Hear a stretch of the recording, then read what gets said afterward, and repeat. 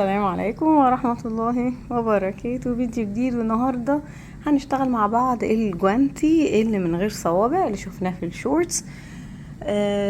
ظريف وسهل، وهنشتغله كقطعة يعني تكون طقم مع الطاقية اللي عملناها، لان هو برضو ليه علاقة بالقطط زي ما انتوا شفتوا القطع اللي هي كانت متشبكة عليه. احنا هنا لسه هنشتغلها ونخيطها في خيوط جوه، هنداريها كمان. هو فعلا سهل وبسيط، مبياخدش وقت. بنعمل قطعتين من نفس الشغل وبنخيطهم في بعض من الجوانب بطريقة بسيطة جدا، وبنسيب المكان لصباع الكبير او الابهام بتاع ايدينا. خلونا نبدأ على طول. هستخدم نفس الخيط اللي انا استخدمته في الطاقية. ان شاء الله في شرح الطاقية يكون كان مفيد ليكم. انا حاولت اختصر في الفيديو بتاع الطاقية على قدر الامكان، عشان هي فكرتها كانت بسيطة جدا جدا، مش يعني حسيت انه مش محتاجين هنطول قوي فيها، فاتمنى ان يكون كان الشرح واضح ليكم. طيب عشان نبدأ نعمل القطعة الاولى من الجوانتي، زي ما قلت لكم كل جوانتي هيبقى قطعتين وهنخيطهم في بعض، وفي الاخر هنعمل القطعة اللي هي بتمثل لنا صوابع او الايد بتاعت القطة.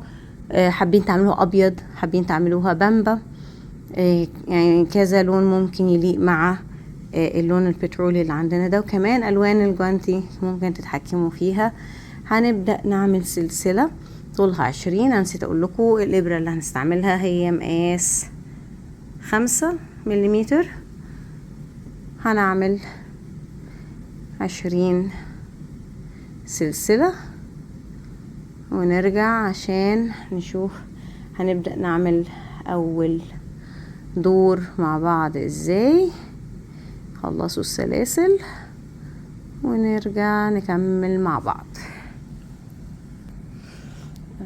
طيب خلصنا السلاسل، هنبدأ نشتغل في تاني غرزة من الإبرة، نص عمود، وفي كل غرزة هتقابلنا هنشتغل فيها نص عمود. نعمل كمان 17 نص عمود، يبقى نص عمود في الغرزة التانية من الإبرة، ونكمل 17 كمان، يعني يكون عندي 18 نص عمود. وهرجع لكم هيكون باقي لنا غرزة واحدة، هنرجع عشان نشوف هنشتغل فيها مع بعض ازاي. هنكمل نص عواميد ونرجع نكمل. طيب خلصت العدد، عندي 18 نص عمود، هيتبقى لي غرزة اخيرة، غرزة رقم 19 هعمل فيها تزايد 3 نص عمود في نفس الغرزة عشان الف واشتغل على الناحية التانية من السلسلة. هعمل 3 نص عمود في نفس الغرزة، وممكن اخد الخيط ده معايا تحت الغرزة على الناحية التانية. الناحية التانية في كل غرزة عملت فيها نص عمود هعمل فيها نص عمود الناحية التانية، يعني هعمل 18 نص عمود على الجهة المقابلة. هخلص الدور ونرجع كده، هيكون ده نهاية الدور الاول. يبقى عملنا نص عمود لغرزة رقم 19 عملنا فيها التزايد ولفينا الشغل واشتغلنا في الغرز المقابلة الناحية التانية، والخيط معانا بنشتغل عليه خيط البداية. هنكمل العدد هيكون 18. هخلص ونرجع عشان نشوف الدور التاني هنعمله مع بعض ازاي.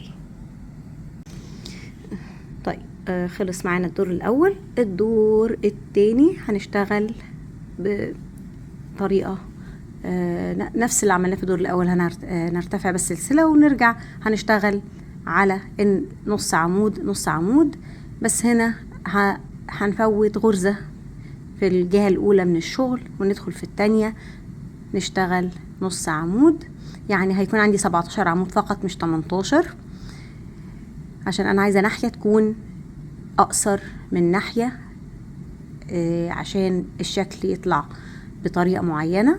فدي بس كل الفكرة.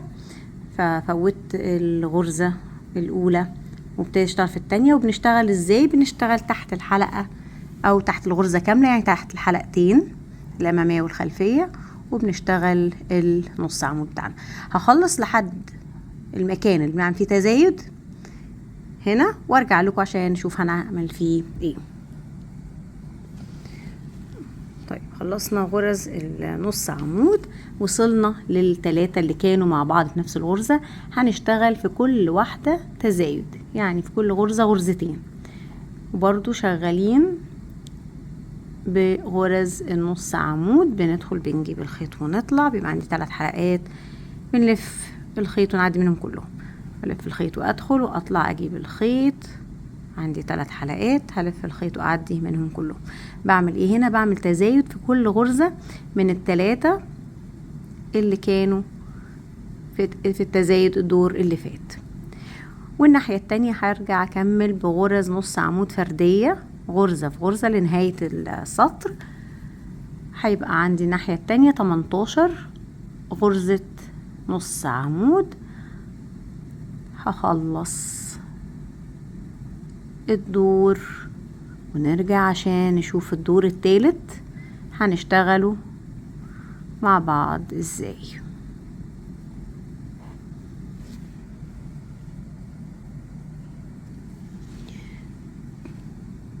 ده كده الشكل عندنا. بعد نهاية الدور الثاني هنرتفع سلسلة ونفوت الغرزة الأولى اللي ارتفعنا منها، ونشتغل في التانية على طول نص عمود زي ما عملنا في الدور الأول. وزي ما قلت لكم أنا بعمل كده عشان أنا عايزة الشكل يكون يعني بطريقة معينة. هوريكم في اللي احنا خلصناه هنا. شايفين؟ هتلاقوا ان ال4 الفسطونات او ال4 غرز اللي هم الفان دول اللي فيهم تزايد بعواميد بلفة، تحسوا ان هنا دول مرتفعين ودي نازلة شوية، فانا بفوت الغرزة دي عشان يبقى الشغل عندي شكله كده في النهاية. تمام. هنكمل 17 غرزة وهنوصل لمكان التزايد، وهرجع لكم عشان اقول لكم هنعمل التزايد بتاعنا ازاي. خليكم معايا. طيب خلصت الغرز الفردية ووصلت لل6 غرز هنا اللي هم فيهم التزايد. هشتغل اول واحدة فيهم تزايد 2 نص عمود مع بعض في نفس الغرزة، وبعدين هعمل واحدة فردي، وبعدين تالت ورابع غرزة هعملهم تزايد ورا بعض. هعمل 2 تزايد ورا بعض،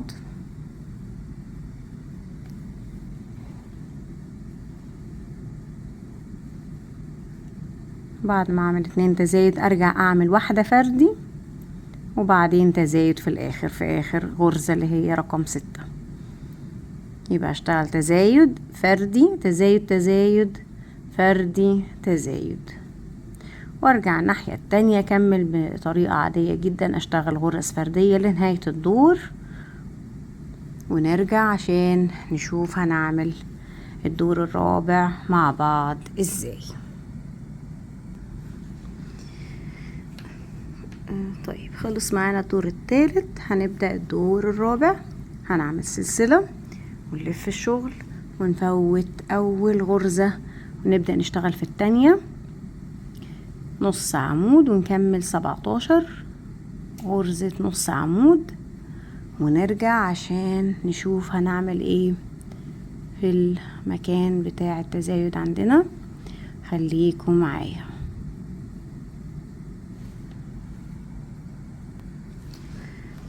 طيب وصلنا للتزايد. كام غرزة عندنا هنا هنشتغل عليها؟ هنشتغل على 10 غرز. كنا عملنا 4 تزايد الدور اللي فات ومعاهم 2 فردي في النص، يعني عندنا 10 غرز. اول 4 هنشتغلهم عواميد بلفة. خدوا بالكم، عمود بلفة فرديين. هشتغل عمود بلفة ورا عمود بلفة 4 مرات،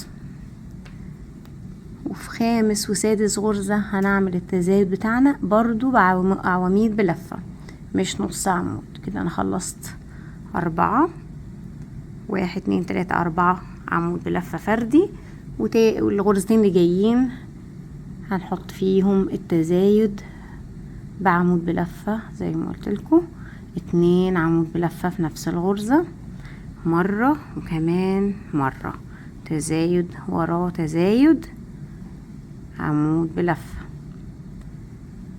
وبعد كده نشتغل 4 عواميد بلفة فرديين زي ما ابتدينا ب4، هننهي ب4، 1 2. بعد ال4 دول هنرجع نكمل شغلنا عادي بنص عمود لاخر الدور غرز فردية، ويبقى الدور الرابع خلص معانا. كده انا خلصت ال4 العمود بلفة الفرديين. تمام، 1 2 3 4، وهكمل بغرز نص عمود لاخر الدور. هخلص غرز نص عمود ونرجع عشان نشوف الدور الخامس هنشتغله مع بعض ازاي. كده الشغل بقى عندنا بعد نهاية الدور الرابع. هنعمل دلوقتي الدور الخامس والاخير، هنرتفع سلسلة ونلف شغلنا وهنفوت اول غرزة ونشتغل 17 نص عمود زي بداية كل دور. هخلص العواميد النص عمود الفرديين وارجع لكم عشان نشوف الفستونات بتاعتنا هنشتغلها مع بعض ازاي. طيب وصلنا كده للكورنر بتاع الشغل عندنا، اول منطقة اللي بنعمل فيها تزايد. هنعمل ايه هنا؟ اول غرزة هتقابلنا هنعمل فيها غرزة حشو.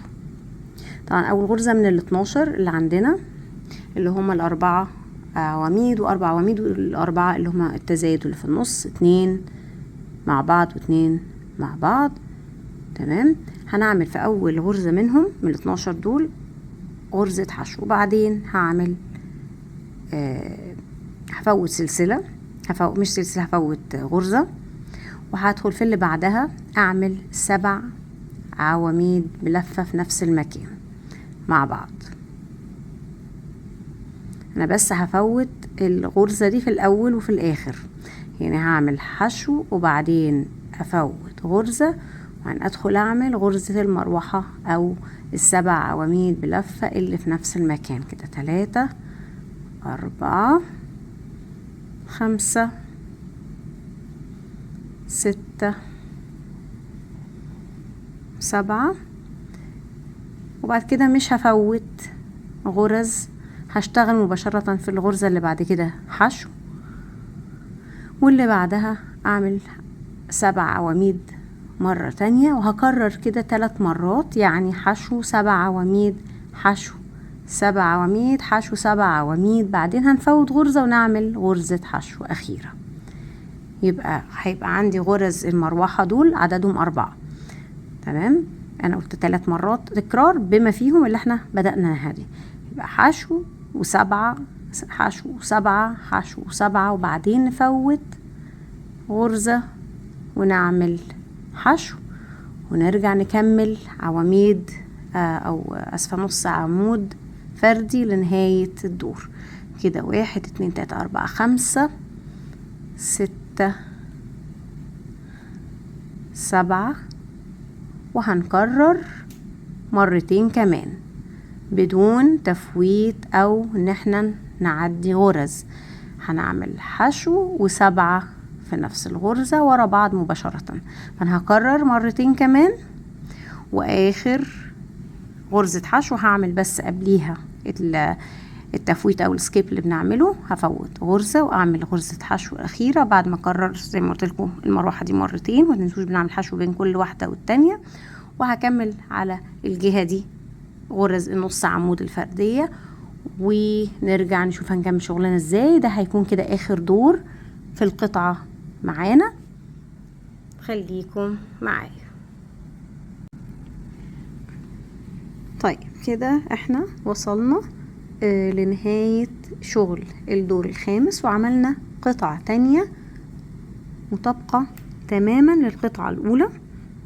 زي ما انتم شايفين دي ظهر القطعة التانية وده وش الاولى، فانا بحط الظهرين في وش بعض بالطريقة دي.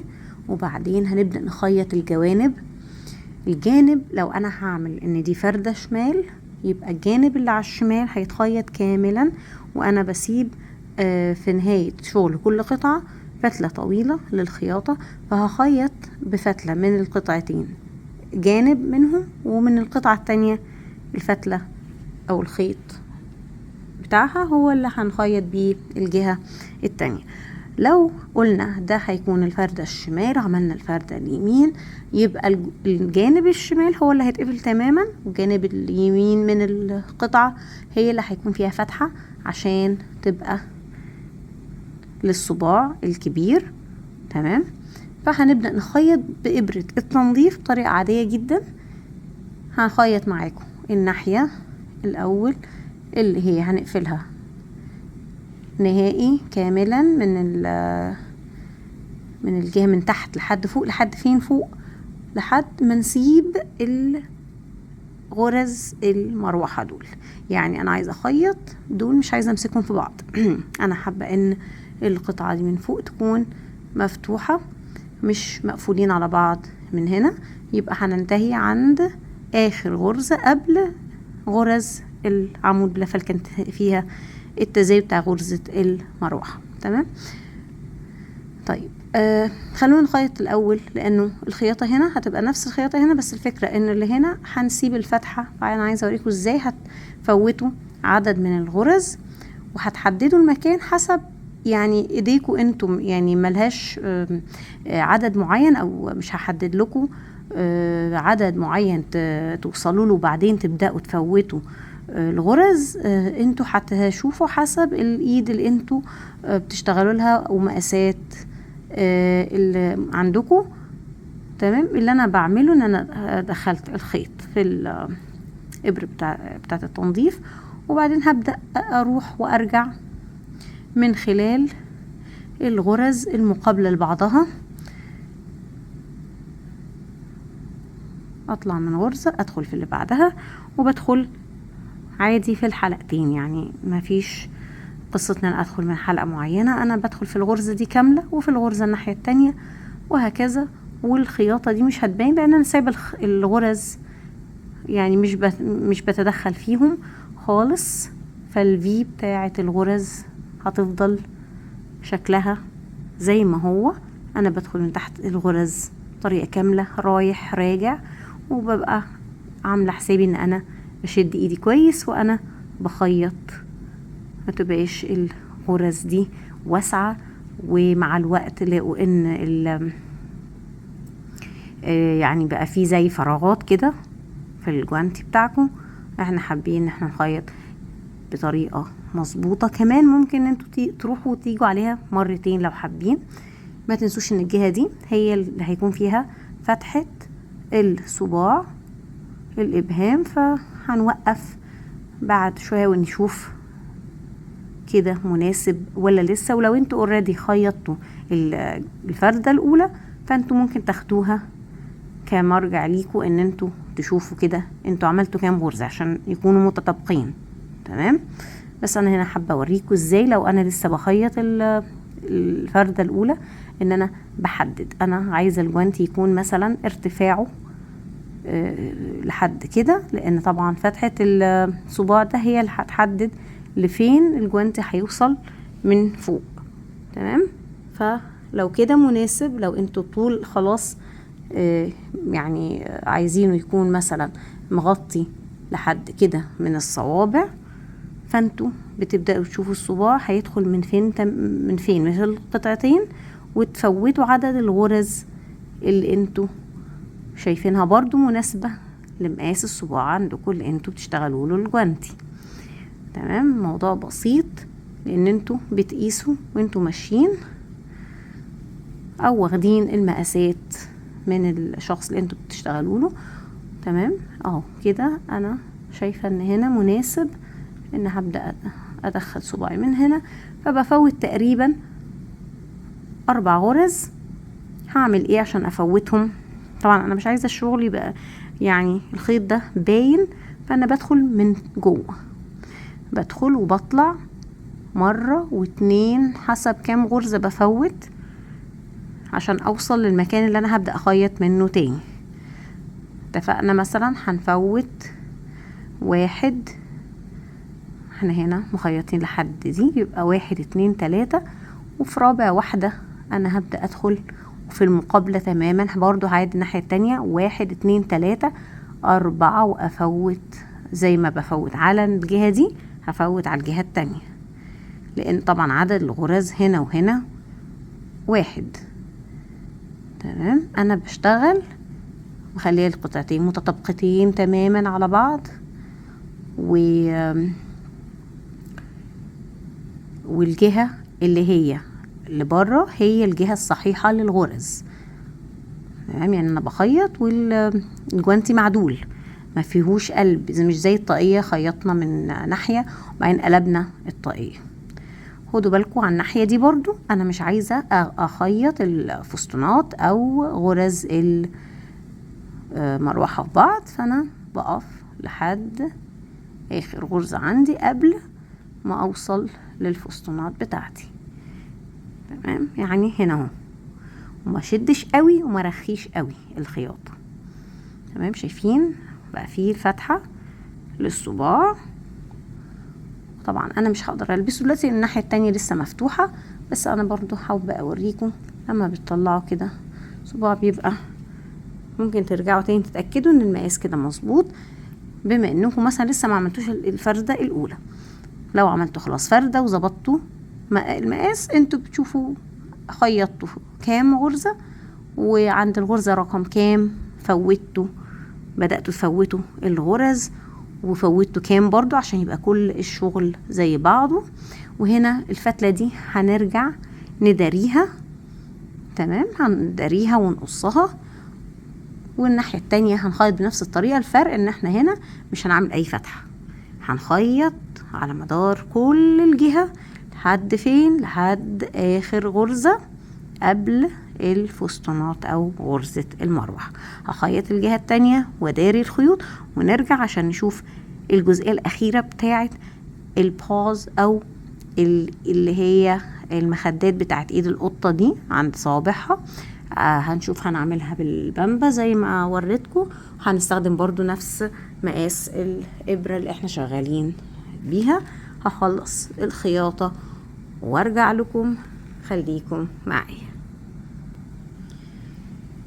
طيب هنبدأ نعمل دلوقتي القطع اللي هي باللون البامبا، وليكوا حرية الاختيار، حابين انتوا تلزقوهم بالمسدس الشمع او انكم تخيطوهم براحتكم تماما. اهم حاجة لو استخدمتوا مسدس الشمع لازم انتوا حاجتين نقطتين مهمين. اولا ما تزودوش قوي في كمية الشمع وانتوا بتحطوا، ثانيا وانتوا بتبدأوا تدوسوا على قطعة الكروشيه وعشان تلزقوها ما تضغطوش وانتوا لازقين القطعتين الجوانتي على بعض، لانه ممكن الشمع يبدأ يلزق القطعتين نفسهم في بعض، اللي هي الوش والظهر. يعني هنا احنا عملنا طبقتين، فاهمين قصدي؟ فاحنا طبعا لما هنشبك القطع اللي احنا هنشتغلها دلوقتي هنشبكها او هنخيطها او هنلزقها على جهة من الجهتين، اللي هي الجهة اللي فوق من الجوانتي. تاخدوا بالكم برضو من النقطة دي، تبقوا عارفين ده مثلا اليمين الفتحة بتاعته شمال، يبقى تلزقوا هنا والفتحة شمال، يبقى التاني تلزقوا والفتحة يمين، مش تلزقوا الفتحة شمال برضو. فبالتالي لما تيجوا تلبسوهم هتلاقوا ان انتوا مخيطين القطع على وش جوانتي، وعلى الجوانتي التاني هتلاقوا القطع من تحت. فلازم تبقوا مخلين بالكم انتوا بتلزقوا القطع انه يكون الفرد معاكم مظبوطة على وشها على الجهة المظبوطة. فالقطع اللي عندنا هي قطعة كبيرة هنعمل منها 2، والقطعة الصغيرة هنعمل منها 8، وهوريكم ازاي هنبدأ نحطهم على الجوانتيات بتاعتنا. فعشان نعمل القطعة الأولى اللي هي الأكبر في المقاس هنعمل ماجيك رينج أو حلقة سحرية. خلونا نعملها مع بعض. يبقى في خطين على ظهر صوابعنا، ندخل ونجيب الخيط ونطلع، وبمسك كده عشان اشيل صوابعي وابقى متحكمة في الدايرة بتاعتي، وما اسيبش غير لما امسك بايدي الشمال وابدأ اعمل سلسلة اثبت بيها الدايرة. هبدأ ب3 سلاسل هعتبرهم اول عمود، وادخل اشتغل 14 سلسلة كمان، 14 عمود بلفة اسفة. يعني ساعات الواحد لما بيكون وقت نومه جه وبيصور برضو كده احيانا بيحصل توهان، فعادي اعذروني. فاحنا هنعمل كام؟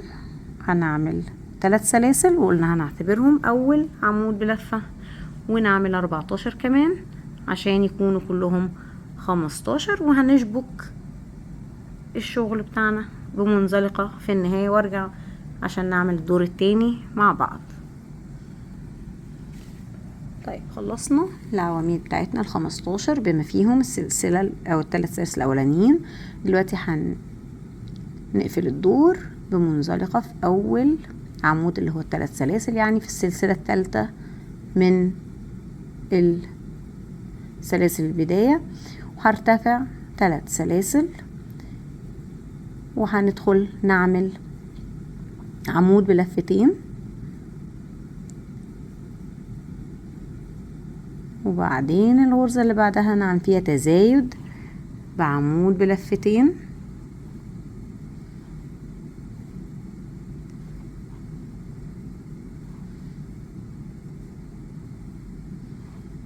وبعدين عمود بلفتين، يبقى فردي وبعدين تزايد وبعدين فردي بعمود بلفتين. هنكرر الكلام ده بس بعمود بلفة واحدة. هنعمل الاول عمود فردي،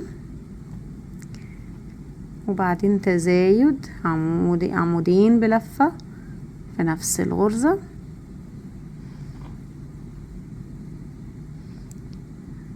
وبعدين عمود فردي. الغرزة اللي بعد كده هنعمل فيها عمود فردي بنفس اللي عملناه في العواميد بلفتين، كررناه في عمود بلفة. وكده احنا وصلنا ل يعني عملنا نص القلب بتاعنا، هو شكل قلب. فهنعمل 3 عمود بلفتين في نفس الغرزة بعد ما نخلص العواميد بلفة، ودي هتبقى نقطة الوسط عندنا، لان هنكرر اللي احنا عملناه على الناحية التانية بنفس الترتيب. بس الاول هنعمل ال3 عواميد بلفتين في نفس النقطة، ونكرر نبدأ بعمود بلفة وبعدين عمود بلفتين، نفس الترتيب اللي احنا اشتغلناه قبل ما نعمل التزايد ده. التزايد ده 3 مع بعض في نفس الغرزة بعمود بلفتين. هرجع اشتغل زي المراية، اللي اشتغلته هنا هشتغله هنا وبنفس الترتيب. يعني انا انتهيت بعمود بلفة، يبقى ابتدي هنا بعمود بلفة عشان يبقوا مقابلين لبعض، وننهي شغلنا زي ما ابتدينا بعواميد بلفتين. هنعمل ايه؟ عمود بلفة الاول، وبعدين التزايد اللي هو 2 مع بعض في نفس الغرزة، وبنعمل عمود بلفة واحدة، وبعد كده عمود فردي بلفة، وبعد كده نكرر الشغل ده بس بلفتين، فردي تزايد وبعديهم فردي. ادي الفردي بلفتين، تمام، تزايد عمودين بلفتين في نفس المكان، والغرزة الأخيرة اللي هننزل فيها بالسلاسل زي ما ارتفعنا بسلاسل ننتهي برضو بسلاسل. احنا عايزين القلب ده يكون متطابق على الناحيتين. عملنا التزايد، هنشتغل دلوقتي الفردي، بنشتغل عواميد بلفتين الجزء ده، وبعد كده احنا ارتفعنا ب3 سلاسل، يبقى هننهي شغلنا ب3 سلاسل، وانزل في الغرزة الأخيرة دي واعمل منزلقة واعمل سلسلة عشان اشد الفتلة تبقى محكمة. وما تنسوش كمان هتقفلوا الحلقة السحرية او الماجيك رينج بطريقة مظبوطة عشان تبقى القطعة كده مقفولة تماما. وهنقص على مسافة لو انتوا حابين تستخدموا الخيط في الخياطة. لو هتلزقوا مش لازم تقصوا على مسافة طويلة. هتشدوا الفتلة بعد ما تكونوا عملتوا السلسلة وهتداروها في ظهر القطعة على الجهة الخلفية منها. تمام. ممكن تربطوا خيط البداية في خيط النهاية وتداروهم وتقصوهم على مسافة قريبة. دي القطعة الأولى هنعمل منها كمان واحدة، يعني القطعة دي الكبيرة هنعمل منها 2. تمام. القطعة الصغيرة اللي انا هشتغلها معاكم دلوقتي هنعمل منها 8، 4 لكل فردة. هنعمل برضو حلقة سحرية ونثبتها بغرزة سلسلة واحدة، وبعد كده هدخل اعمل 2 حشو. وبعد ال2 حشو ممكن تعملوا 2 نص عمود او 2 عمود بلفة زي ما انتم حابين، بس انا بفضل انها تكون عمود بلفة، غرزتين ورا بعض عمود بلفة، 1 2. وبعد العمودين بلفة هنعمل تاني 2 حشو، 1 2. وده كده بيكون شغل القطعة الصغيرة. لا، هنقفل الدايرة السحرية بتاعتنا ونشد شغلنا تماما. متحاولوش ان انتوا تسيبوا خيوط كتير لو انتوا ناويين تلزقوا. مش هتحتاجوا تخيطوا حتى الفتلة الاولى اللي هي في بداية الشغل.